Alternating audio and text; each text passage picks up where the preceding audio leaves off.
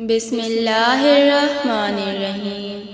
السلام علیکم میرے پیارے ویورز، اگر آپ کو بھی کہانیاں سننا پسند ہے تو ابھی میرے چینل کو سبسکرائب کر لیجئے اور بیل نوٹیفیکیشن کو بھی پریس کر لیجئے تاکہ ہم آپ کے لیے روز نئی کہانیاں لا سکیں۔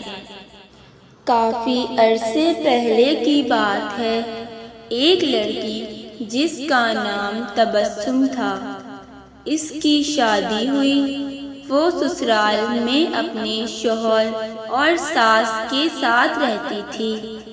بہت کم وقت میں ہی تبسم کو یہ اندازہ ہو چکا تھا کہ وہ اپنی ساس کے ساتھ نہیں رہ سکتی۔ ان دونوں کی شخصیت بالکل مختلف تھی اور تبسم اپنی ساس کی بہت ساری عادتوں سے پریشان تھی۔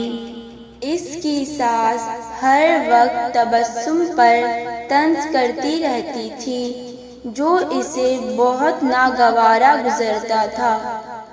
آہستہ آہستہ دن اور پھر ہفتے بیت گئے، لیکن تبسم اور اس کی ساس کی تکرار ختم نہ ہوئی اور تمام اتفاقوں نے گھر کا ماحول بہت خراب کر دیا تھا، جس کی وجہ سے تبسم کا شوہر بہت پریشان تھا۔ آخر کار تبسم نے یہ فیصلہ کیا کہ وہ اپنی ساس کا برا رویہ اور برداشت نہیں کرے گی اور وہ اب ضرور کچھ نہ کچھ کرے گی۔ تبسم اپنے پاپا کے ایک بہت اچھے دوست احمد انکل کے پاس گئی، جو جڑی بوٹیاں بیچتے تھے۔ تبسم نے انہیں ساری کہانی بتائی اور ان سے کہا کہ وہ اس کو تھوڑا سا زہر دے دے تاکہ ہمیشہ کے لیے یہ مسئلہ ختم ہو جائے۔ احمد انکل نے تھوڑی دیر کے لیے کچھ سوچا اور پھر کہا کہ تبسم، میں اس مسئلے کو حل کرنے میں تمہاری مدد کروں گا، لیکن تمہیں ویسا ہی کرنا ہوگا جیسا میں تمہیں کہوں گا۔ تبسم راضی ہو گئی۔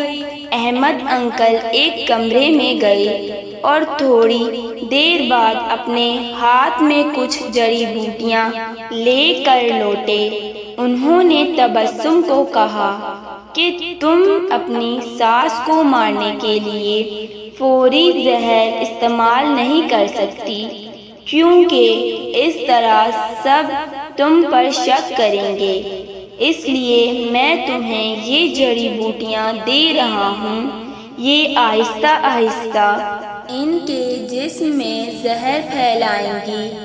ہر روز تم کچھ اچھا پکانا اور پھر انہیں کھانا دیتے وقت اس میں یہ جڑی بوٹیاں ڈال دینا، اور ہاں، اگر تم چاہتی ہو کہ کوئی تم پر شک نہ کرے کہ تم نے انہیں مارا ہے، تو تمہیں یہ خیال رکھنا ہوگا کہ تمہارا رویہ ان کے ساتھ بہت دوستانہ ہو، ان سے لڑائی مت کرنا، ہر بات ماننا اور ان کے ساتھ ایک ملکہ کی طرح برتاؤ کرنا۔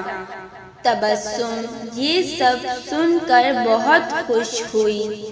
اس نے احمد انکل کا شکریہ ادا کیا اور جلدی سے گھر چلی گئی، کیونکہ اب اسے اپنی ساس کو مارنے کا کام شروع کرنا تھا۔ ہفتے گزر گئے اور پھر مہینے۔